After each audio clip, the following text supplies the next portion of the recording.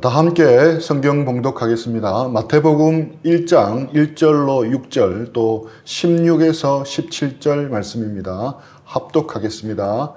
아브람과 다윗의 자손 예수 그리스도의 계보라.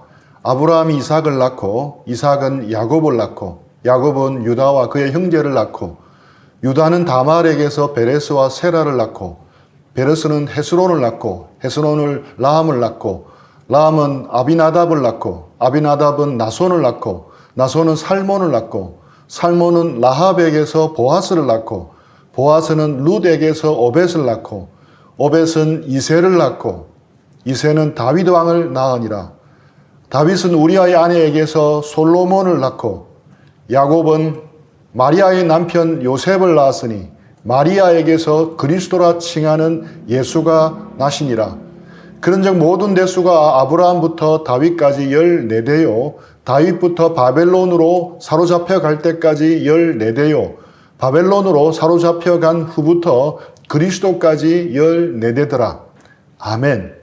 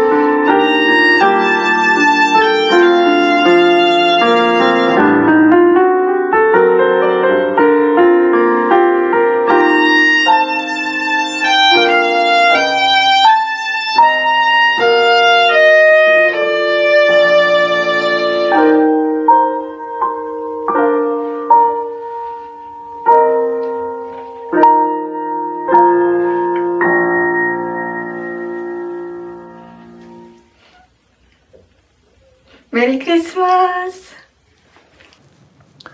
오늘은 복된 성탄절이 있는 주일입니다.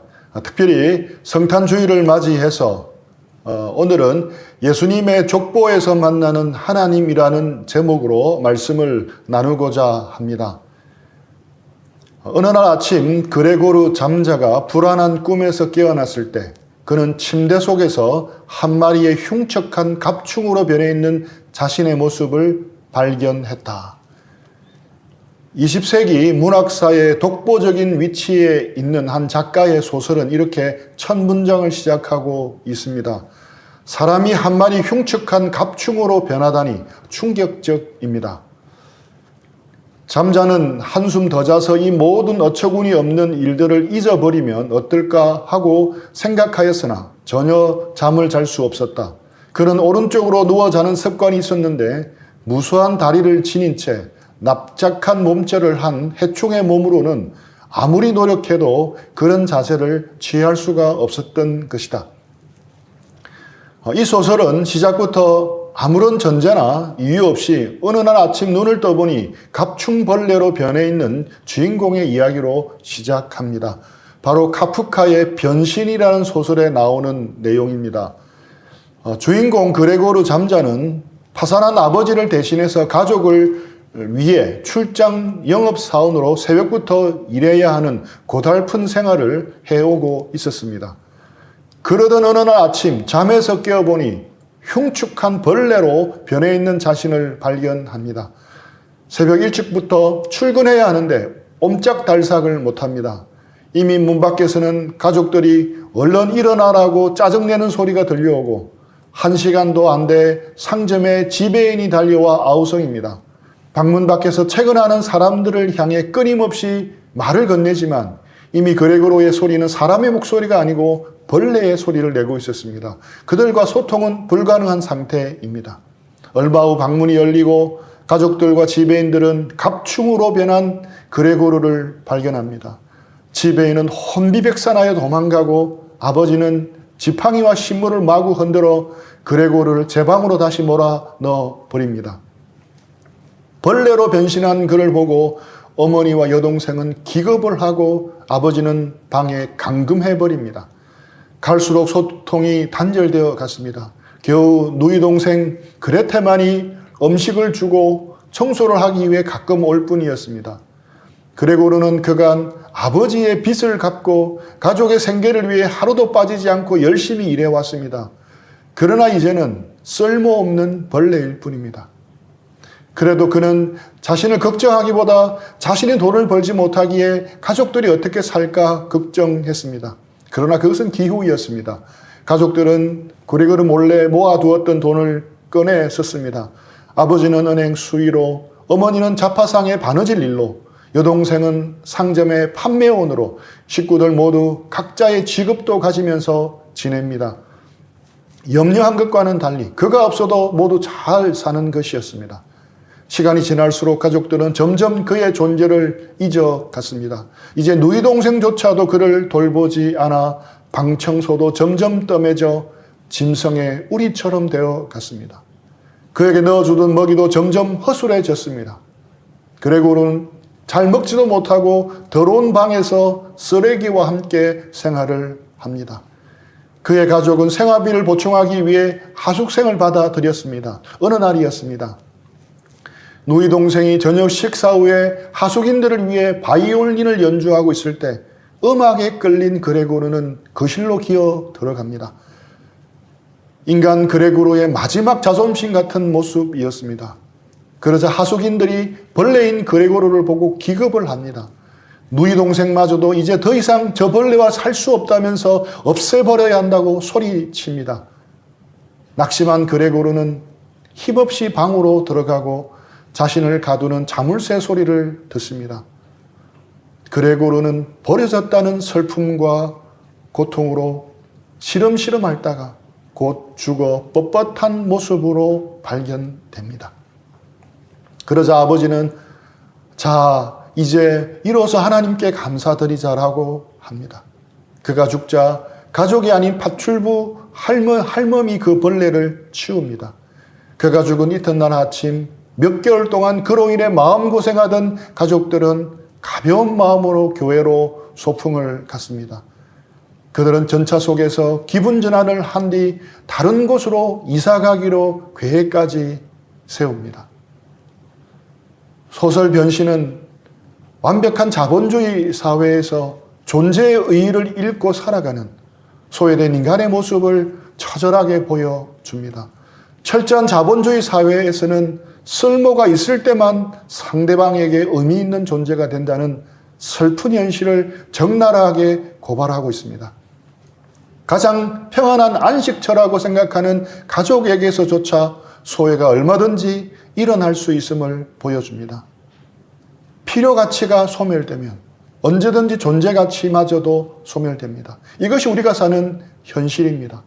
이런 현실 속에서 우리는 누구나 쓸모없는 벌레가 될 수 있다는 불안과 슬픔을 가슴 속에 담아두고 살아갑니다. 이 소설은 접근 금지 구역처럼 마음 깊은 곳에 가라앉아 있던 현대인의 불안과 슬픔을 떠올려 줍니다. 갑충벌레가 된 그레고르 잠자의 모습에서 50대 중반을 향해 가고 있는 제 모습이 보여서 예사롭게 넘어가지를 않았습니다. 생각에 계속 머물렀습니다. 제게는 너무 자주 심각해지는 버릇이 있는데 제가 이번 크리스마스를 앞두고 제 스스로에게 생뚱맞게 나름 심각한 질문을 던져 보았습니다. 나의 필요 가치가 없으면 나는 어떻게 될 것인가? 나의 필요 가치가 소멸되면 나의 존재 가치도 없어지는 것인가? 나의 필요 가치가 소멸되면 나도 쓸모없는 소설 속 갑충벌레로 전락하는 것인가? 크리스마스 주일에 웬 벌레의 이야기냐고 할 것 같습니다. 다시 본문으로 돌아가겠습니다. 마태는 복음서를 쓰면서 별과 목자와 구유 같은 내용으로 시작하지 않습니다. 훨씬 그대로 거슬러 올라가 지루해 보이는 족보를 장황하게 나열합니다. 개역 성경에서는 계보라고 번역되어 있지만 과거 성경에는 족보라고 번역되어 있었습니다. 누가 누구를 낳고 이 부분은 성경을 읽는 사람이 뛰어넘도록 유혹을 받는 부분이기도 합니다. 마태가 살던 당시 문화는 오늘날 개인주의 문화와는 달랐습니다. 개인이 아니라 가족 위주의 공동체 중심 사회였습니다. 마태복음 1장은 족보이지만 사실은 오늘날의 이력서와도 같은 것이었습니다.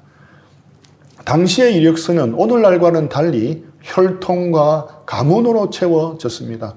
족보를 통해 나는 이런 사람이다라고 자신의 이력을 말했던 것입니다. 지금도 정치권에서 일어나는 것과 마찬가지로 당시 사람들도 요즘처럼 이력서를 위조하곤 했습니다. 자신의 경력 중에 불리한 부분은 빼고 유리한 부분은 부풀리는 경향이 있듯이 당시의 사람들도 마찬가지였습니다. 왜냐하면 좋은 족보를 드러내어서 자신을 인정받고 싶어 했기 때문입니다. 자신이 수준 높은 명문가 출신임을 부각시키기 위해서였습니다. 그런데 마태는 정반대로 했습니다. 오늘 예수님의 족보는 충격적이라 할 만큼 고대 여타 족보와는 다릅니다. 우선 족보에 여자가 등장합니다. 여성인권이 강조되는 우리에게는 전혀 특이해 보이지 않겠지만 고대 가부장적 사회에서 여자를 족보에 언급한 예는 거의 전무했습니다.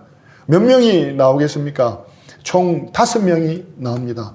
뭐뭐에게서라고 기록된 이름들은 모두 여자들인데 5명이나 나옵니다. 게다가 이 족보에 실린 여자들은 대부분 이방인이었습니다. 다말과 라합은 가나안 사람이었고 룻은 모압 사람이었습니다.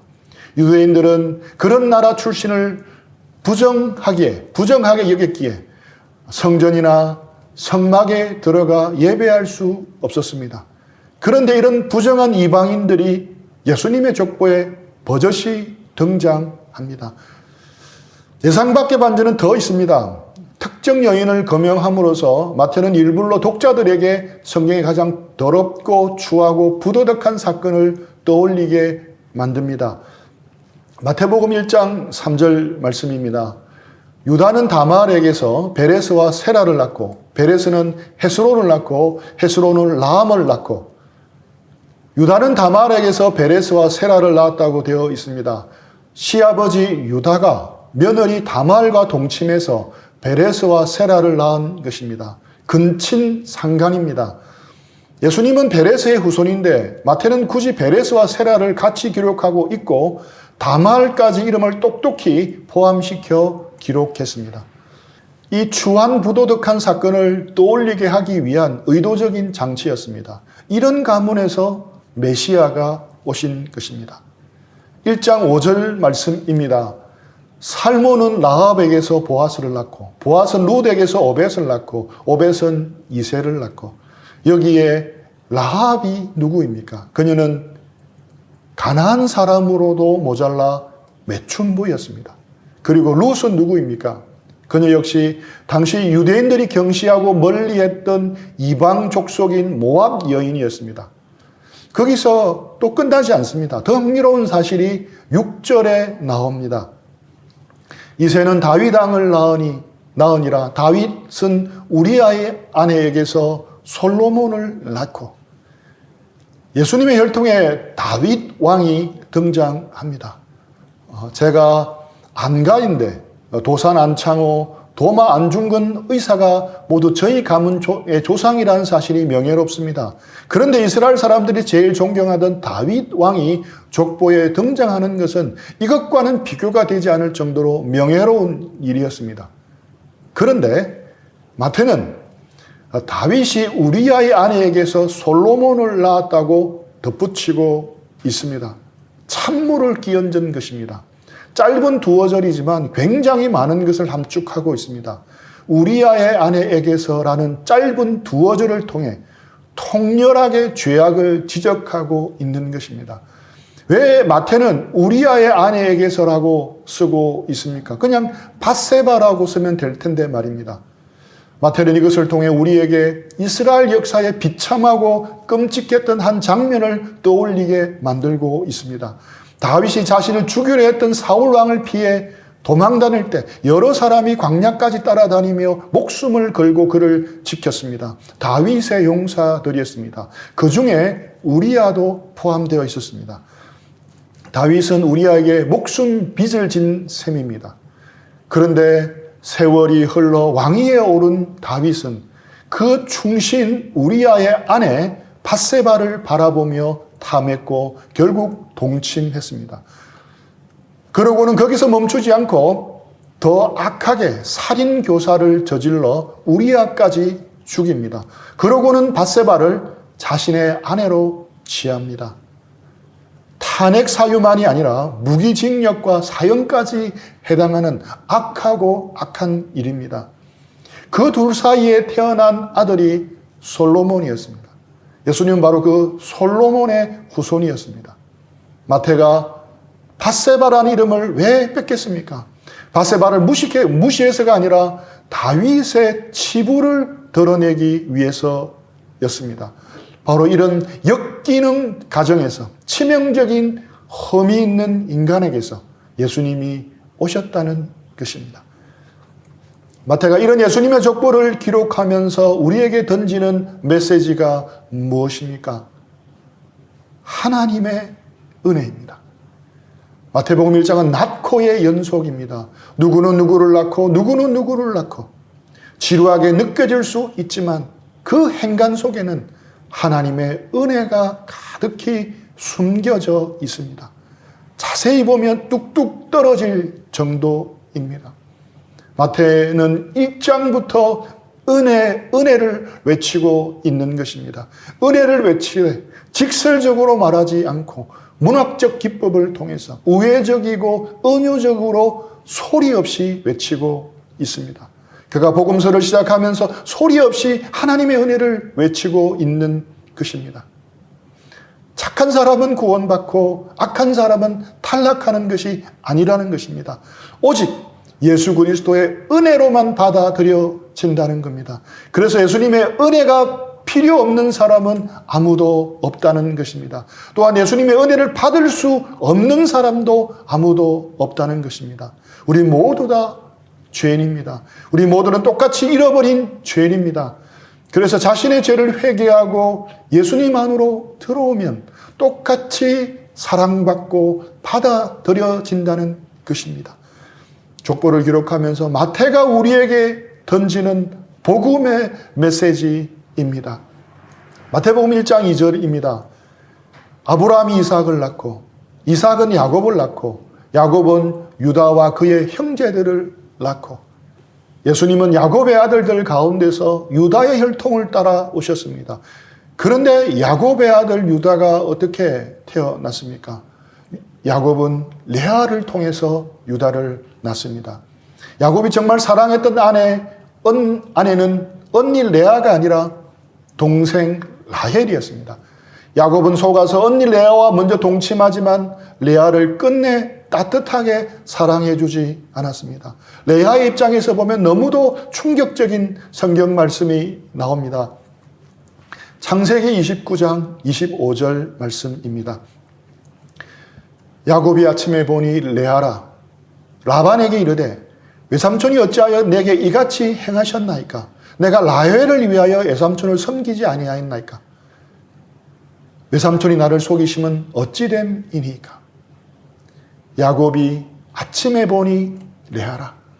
야곱은 속아서 동침한 것입니다. 라헬을 위해서 7년을 하루같이 섬겼는데 왜 레아입니까? 라고 외삼촌 라반에게 항의를 합니다. 만약 그렇게 항의하는 이야기를 레아가 들었다면 레아의 마음이 얼마나 무너졌겠습니까? 여자로서 자존심이 바닥에 내팽개쳐졌을 것입니다. 마치 갑충벌레로 변한 그레고르처럼 느껴졌을 것입니다. 야곱이 아침에 보니 레아라. 레아가 만약 이 부분의 성경을 읽으면 마음이 무너져 내릴 수밖에 없는 표현입니다. 우리는 라헬에게 집중하기 쉽지만 성경은 레아에게 카메라를 줌인합니다. 레아가 남편에게 미련을 버리기까지 시간이 꽤 걸립니다. 그래도 창세기 야곱 스토리에서 유독 레아는 신앙이 성장해가는 사람으로 나옵니다. 레아가 하는 대부분의 말에는 하나님이 등장합니다. 창세기 29장 32절 33절 말씀입니다. 레아가 임신하여 아들을 낳고 그 이름을 루벤이라 하여 이르되 여호와께서 나의 괴로움을 돌보셨으니 이제는 내 남편이 나를 사랑하리로다 하였더라.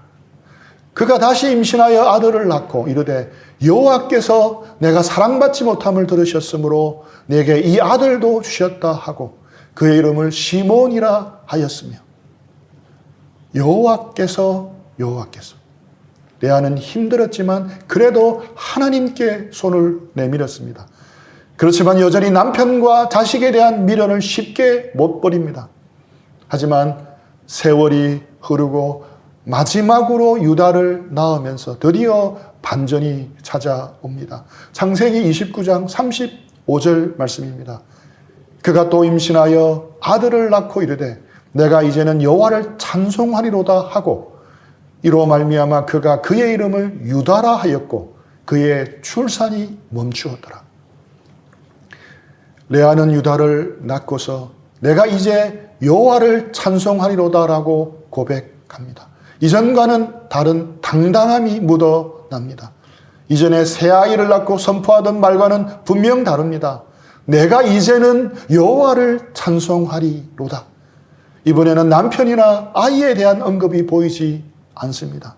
마침내 레아는 자기의 마음의 가장 깊은 희망을 남편과 자녀에게서 떼어내 여호와께 두게 된 것입니다. 그러고 보면 남편 야곱과 아버지 라반은 불쌍한 한 여인 레아의 삶을 빼앗아갔다고 할 수 있습니다.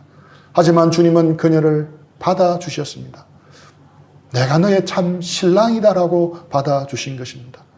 레아는 이 아이 유다가 뭔가 특별한 데가 있음을 느꼈을 수 있습니다. 하나님이 자신에게 뭔가를 해주셨음을 직감했을 수도 있습니다. 창세기 49장에 보면 훗날 메시아이신 예수님이 바로 유다를 통해 오신다고 말씀합니다. 하나님은 아무에게도 사랑받지 못하는 여자를 찾아오신 것입니다. 그런 레아를 예수님이 나실 계보의 조상으로 삼아 주셨던 것입니다. 세상에 구원이 임하는 통로는 남편의 사랑을 독차지했던 아리따운 라헬이 아니었습니다. 아무도 원하지 않아 사랑받지 못한 레아였습니다. 하나님은 레아가 사랑받지 못함을 보시고 그녀를 친히 사랑해 주셨습니다. 내가 참 신랑이다. 나는 남편 없는 자의 남편이고 고아의 아버지다. 예수님의 족보에서 만나는 하나님은 바로 이런 하나님입니다. 크리스마스에 만나는 하나님은 바로 이런 하나님입니다. 우리가 아무리 연약하고 볼품이 없을지라도, 세상이 멸시하고 하찮게 취급하더라도 우리를 있는 모습 그대로 받아주시고 사랑해 주시는 분은 하나님입니다. 이 땅에 오신 예수님은 레아의 후손이었습니다. 예수님은 레아처럼 되셨습니다. 예수님은 카프카의 소설 그레고르가 변한 갑충벌레처럼 되셨습니다. 예수님은 아무도 원하지 않는 사람이 되셨습니다. 하나님이자 왕이신 예수님이 태어나신 곳은 궁전이 아니라 마국간이었습니다. 황금으로 된 요람이 아니라 짐승의 여물 냄새가 배어있는 마을 구유였습니다. 우리가 보기에 흠모할 만한 아름다운 것이 없었습니다. 자기 땅에 오셨으나 자기 백성이 영접하지 않았습니다. 결국은 모두가 예수님을 버렸습니다. 예수님은 아버지께마저도 어찌하여 나를 버리셨나이까라고 부르짖으셨습니다. 예수님은 왜 레아의 후손이 되셨겠습니까? 왜 아무도 원하지 않는 사람이 되셨겠습니까? 바로 저와 여러분들을 위해서입니다. 저와 여러분을 있는 그대로 받아주시기 위해서 가장 낮은 자의 모습으로 오신 것입니다. 독생하신 하나님이신 예수님이 있는 그대로 받아주시는 하나님을 나타내어 주신 것입니다. 세상은 혈통과 돈과 인종과 계급을 중요시합니다. 필요 가치를 중요시합니다. 하지만 예수님 안에서는 그 모든 것이 다 뒤집어지는 것입니다.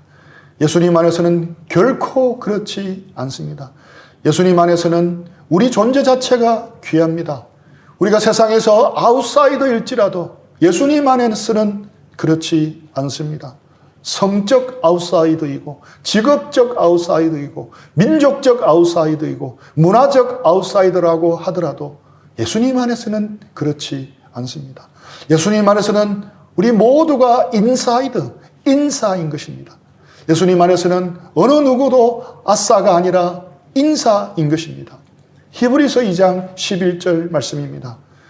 거룩하게 하시는 이와 거룩하게 함을 입은 자들이 다 한 근원에서 난지라. 그러므로 형제라 부르시기를 부끄러워하지 아니하시고, 하나님은 우리를 부끄럽게 여기지 않으십니다. 우리는 다 그분의 가족입니다. 지나친 비약일 수 있지만 우리가 소설 속 그레고르처럼 필요가치가 사라져 심지어 가족들마저 우리를 벌레 취급하더라도 하나님은 결코 우리를 벌레 취급하거나 부끄러워하지 않습니다. 형제라 가족이라 부르시기를 부끄러워하지 않으시는 겁니다. 세상은 우리의 필요가치를 따라 우리를 판단하고 대우할지라도 하나님은 결코 그렇게 하지 않으십니다.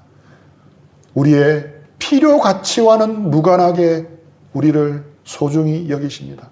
우리가 수없이 넘어지고 심지어는 쓸모없는 벌레같이 되었을 때라도 우리 하나님은 이렇게 말씀합니다. 힘내거라. 나는 너의 성공 때문이 아니라 네가 존재하는 그 자체가 기쁨이란다. 너는 내게 소중한 기쁨이야. 하나님은 우리 존재 자체를 사랑하신다고 말씀합니다. 스바냐 3장 17절 너의 하나님 여호와가 너희 가운데 계시니 그는 구원을 베푸실 전능자이시라. 그가 너로 말미암아 기쁨을 이기지 못하시며 너를 잠잠히 사랑하시며 너로 말미암아 즐거이 부르며 기뻐하시리라 하리라. 우리가 믿는 하나님은 우리로 말미암아 기쁨을 이기지 못하시는 하나님이십니다. 우리가 아버지라고 믿는 하나님은 우리를 사랑하시기 때문에 즐거이 부르며 기뻐하시는 하나님이십니다.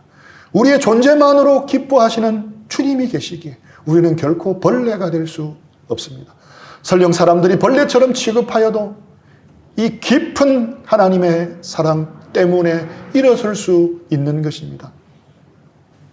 예수님의 족보에서 만나는 하나님, 크리스마스에 만나는 하나님은 우리를 있는 그대로 받아주시는 사랑의 하나님입니다.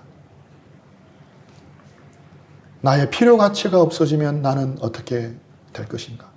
나의 필요 가치가 소멸되면 나의 존재 가치도 없어지는 것인가? 나의 필요 가치가 소멸되면 쓸모없는 소설 속 갑충 같은 쓸모없는 벌레로 전락하는 것인가? 내년이면 50대 중반을 향해 가고 있는 제가 갑충 벌레로 변한 그레고르 잠자를 생각하면서 제 스스로에게 던진 질문이었습니다. 예수님의 족보에서 만나는 하나님, 크리스마스에 만나는 하나님은 제게 이렇게 분명하게 말씀하시는 것 같았습니다. 네가 ENM 간사로서 필요 가치가 없어지더라도, 네가 목사로서 필요 가치가 없어지더라도, 네가 가장으로서 필요 가치가 없어지더라도, 네가 아무것도 할 수 없는 사람이 되더라도, 그레고르처럼 누군가의 도움을 입지 않고는 살 수 없게 된다고 하더라도 너는 결코 카프카의 소설 속 갑충벌레가 아니란다. 너는 내가 기쁨을 느끼지 못할 정도로 사랑하는 내 아들이란다. 세상 끝날까지 너와 함께해 주리라. 주님이 이번 크리스마스에 제게 주신 선물 같은 답이었습니다. 얼마 동안 아르바이트를 하느라 아침 저녁 서울 오가는 비좁은 지하철 안에서 주님께 묻고 질문했는데 주님이 제게 떠올려 주신 값진 말씀이고 교훈이었습니다. 우리 모두에게도 동일하게 주시는 말씀이라 생각합니다. 이번 크리스마스와 연말에 우리를 있는 그대로 받아주시고 사랑해 주시고 기뻐하시는 하나님을 깊이 만나고 누리시기를 축복합니다. 그것을 위해 친히 갑충벌레 그레고르처럼 되신 예수님의 은혜를 더욱 새기는 우리 모두가 되기를 축복합니다. 우리 들은 말씀 생각하면서 잠시 기도하고 적용하는 시간 드리겠습니다.